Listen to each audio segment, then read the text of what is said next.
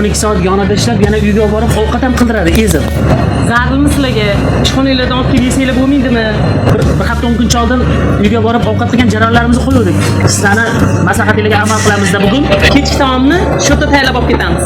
Ammo baribir men aytganimdek uyga borib birga yeymiz. Xo'sh, adasi, kechga bugun nima bilan mehmon qilasiz? O'g'lim ham qizim ham juda yaxshi ko'radi. Tovuqni byodrashkasini oldin qo'rada pishirib ko'rsataman. Tovuqni byodrasi, mayonez, chesnok, qizilcha, yog', tuz, marinovka qildik, yarim soat turdi. Endi sirkaga bosamiz. Tovuqni yupqaligi bir xil bo'lsin do'stlar. O'shanda bir xil pishadi. Marinovkasiga yog'ni ayamanglar, quruq bo'lib qolmaydi. Men qo'rada pishirib kelaman unda. Ketdim. Balatoda pishirsanglar, usti qarsada kuyib ketadi, ichiga issiq o'tmay qoladi. Asolarda shoshilmasdan ham pishirasizlar.